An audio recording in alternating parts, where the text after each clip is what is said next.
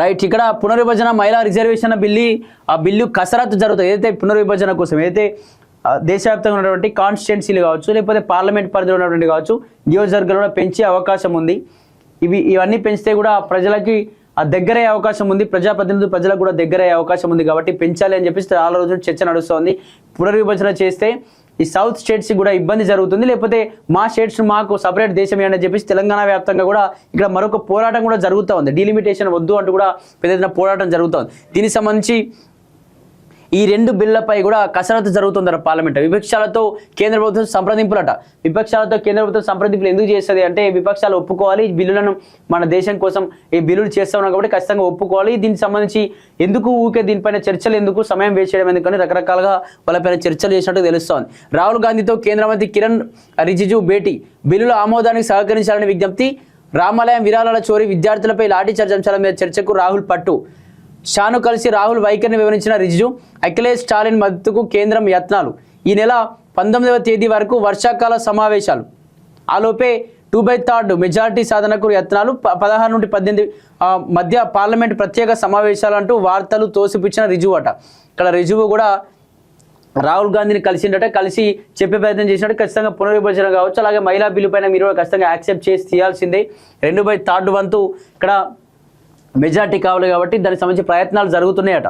దీనికి సంబంధించి ప్రయత్నాల్లో భాగంగా ఇక్కడ రాహుల్ గాంధీ ఏం చెప్తున్నాడు అంటే, లేదు విద్యార్థులపై జరిగినటువంటి లాఠీ చార్జీలు కావచ్చు, అలాగే రామాలయంలో జరిగినటువంటి దీనికి సంబంధించి విరాళాల చోరీ గురించి ఖచ్చితంగా వీటిపై మాట్లాడాల్సిందని చెప్పేసి అదే మొండిపట్టుతో ఉన్నట్టుగా కూడా తెలుస్తుంది. ఈ విషయాన్ని అమిత్ షా కూడా తీసుకెళ్లి రిజిజు కూడా చెప్పినట్టుగా కూడా తెలుస్తోంది.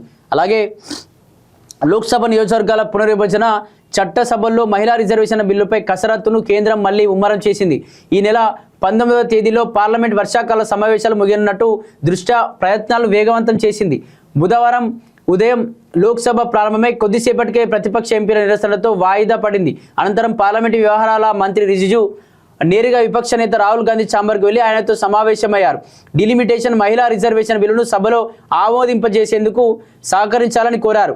మంత్రి విజ్ఞప్తిని రాహుల్ గాంధీ తిరస్కరించినట్లు సంబంధించిన వర్గాలు వెల్లడించాయి. అయోధ్య రామాలయంలో జరిగిన విరాళాల చోరీపై ఉభయ సభల్లో చర్చను తక్షణమే చేపట్టాలని గత నెల 20వ తేదీన ఢిల్లీలో విద్యార్థుల మీద పోలీసులు జరిపిన లాఠీ చార్జిపై కేంద్ర హోంమంత్రి అమిత్ షా సభలో ప్రకటన చేయాలంటూ తాము చేస్తున్న డిమాండ్లను అంగీకరించే వరకు ప్రభుత్వానికి సహకరించేది లేదని రాహుల్ స్పష్టం చేశారట. తెలిసింది. ఈ సమావేశంలో కాంగ్రెస్ నేతలు ప్రియాంక గాంధీ, కేసీ వేణుగోపాల్, గౌరవ్ గొగోయ్ కూడా పాల్గొన్నారు. 50 నిమిషాల పాటు జరిగినటువంటి ఈ చర్చలో 50 నిమిషాల పాటు చర్చ జరిగిందట. దీనికి సంబంధించి ఏం జరుగుతుందంటే డిలిమిటేషన్ ఏదైతే పునర్విభజన బిల్లు గురించి కావచ్చు, లేకపోతే మహిళా బిల్లు పైన చర్చిద్దాం. ఏదైతే 2/3 మెజారిటీ కావాలి కాబట్టి 2/3 దీన్ని ఒప్పుకోవాలి కాబట్టి దానికి సంబంధించి ప్రయత్నాలు జరుగుతున్నట్ట. బీజేపీ ప్రతిపక్షాల దగ్గరికి వెళ్ళి మాట్లాడే ప్రయత్నం జరుగుతుందట.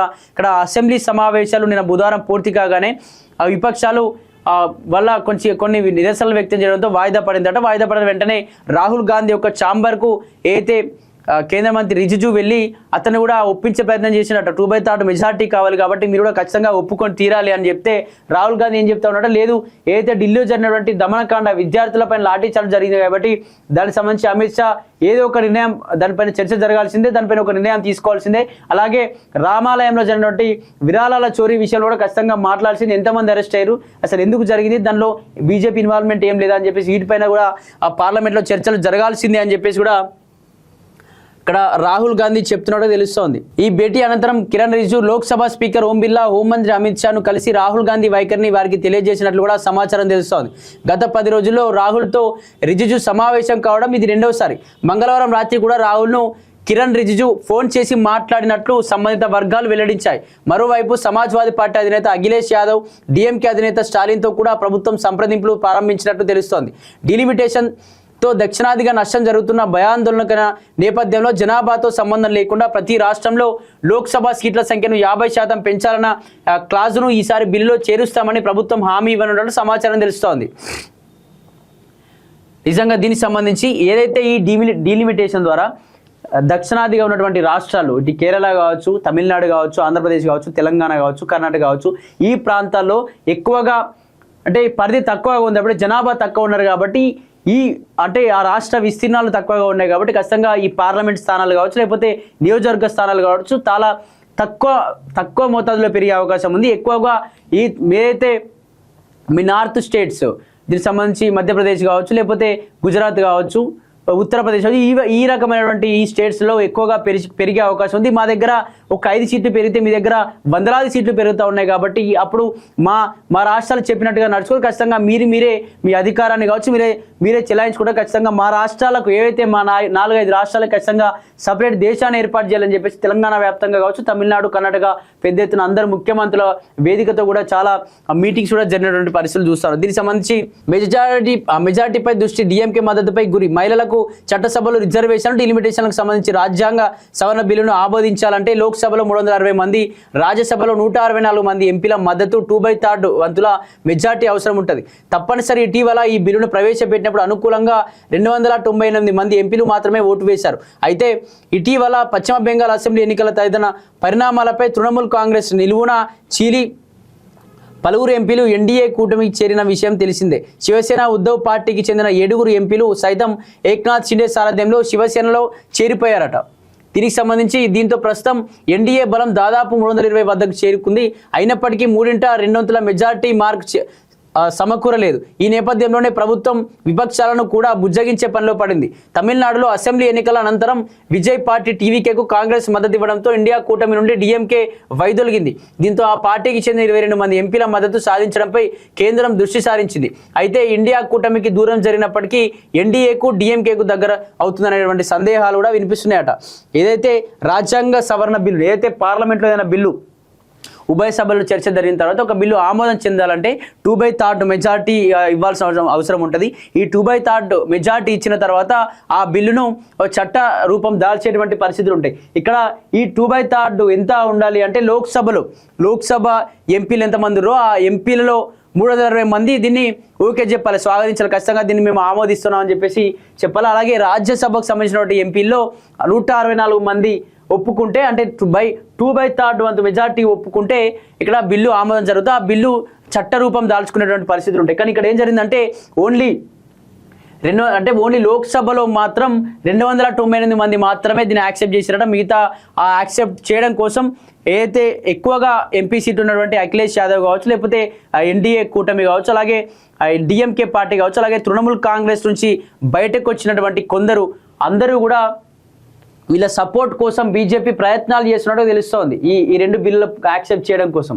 చూడాలి మరి అసలు ఏం జరగబోతుందో అని. రైట్, ఇక్కడ క్షమాపణలు చెప్పాలని విద్యార్థులపై ఒత్తిడిట. కేంద్ర ప్రభుత్వంపై రాహుల్ గాంధీ ఆగ్రహం. ఢిల్లీలోని నిరసన సందర్భంగా వేధింపులకు గురైన బాలికలతో భేటీ. నీట్ పేపర్ లీకేజీ వ్యతిరేకంగా గత నెల 20న ఢిల్లీలో నిరసనలు తెలిపిన విద్యార్థులు బలవంతంగా క్షమాపణలు చెప్పిస్తున్నారని కేంద్ర ప్రభుత్వం బీజేపీపై కాంగ్రెస్ అగ్రనేత రాహుల్ గాంధీ మండిపడ్డారట.